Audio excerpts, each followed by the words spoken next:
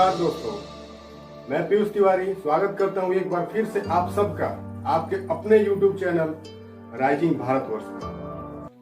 दोस्तों, देश में ऐसा कोई शख्स नहीं होगा जो संसद न पहुंचना चाहता हो, और बहुत कम लोग ही जानते होंगे कि भारतीय संसद के भवन की डिजाइन मध्य प्रदेश में 9वीं शताब्दी के एक शिव मंदिर को देख कर ली गई है, जो कि मध्य प्रदेश के मुरैना जिले के बटेश्वर में स्थित है।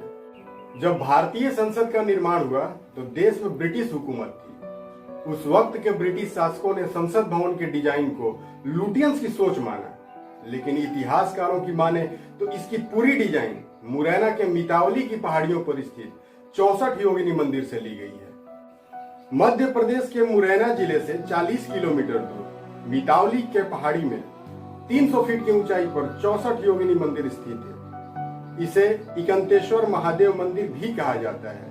इसे 9वीं शताब्दी में प्रतिहार वंश के राजाओं ने बनवाया था। चंबल के बिहड़ों के बीच बना यह मंदिर कभी तांत्रिक अनुष्ठान की यूनिवर्सिटी हुआ करता था, जिसमें सिर्फ और सिर्फ तंत्र मंत्र की शिक्षा दी जाती थी। आज से लगभग 1000 साल पहले यहाँ देश विदेश से कर्म कांड और तंत्र विद्या सीखने के लिए लोग आते थे। पहाड़ी पर स्थित इस मंदिर में कुल 64 कमरे और 101 खंबे हैं। संसद भवन की नींव की पहली ईंट 12 फरवरी 1921 में रखी गई थी। इसके निर्माण में 6 साल लगे थे और कुल 83 लाख रुपए का खर्च आया था। अंततः 1927 में यह इमारत बनकर पूरी तरह से तैयार हो गई। उस समय इसे सेंट्रल हॉल कहा जाता था। इस विशालकाय भवन का निर्माता ब्रिटिश वास्तुविद सर एडविन लुटियंस और हर्बर्ट बेकर को माना जाता है।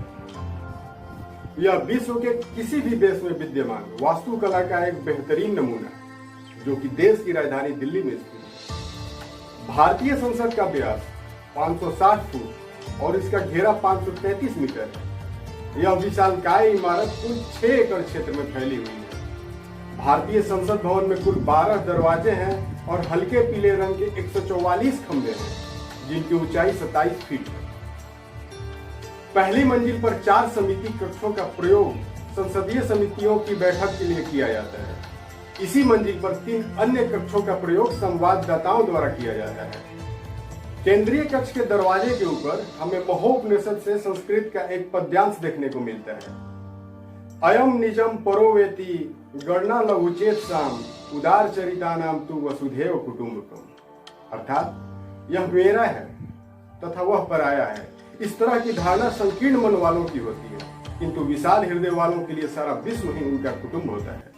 भारत की प्राचीन स्थापत्य कला, वास्तुकला और धर्म का स्थान देवालय हमारे प्राचीन मंदिरों से प्रेरणा लेकर अनेक भवन बनाए गए, लेकिन यह दुर्भाग्य है कि हमारे इतिहास लिखने वालों ने इसका कहीं भी जिक्र करना भी उचित नहीं समझा है। भारतीय संसद की डिजाइन 64 योगिनी मंदिर से ली गई है, लेकिन इतिहास में इसका चर्चा करना उचित नहीं समझा गया है।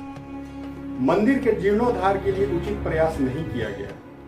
क्या धर्मनिरपेक्षता की कसौटी पर खरा उतरने के लिए इतिहासकार अपने पुरातन इतिहास को भी मिटाने में माहिर हैं?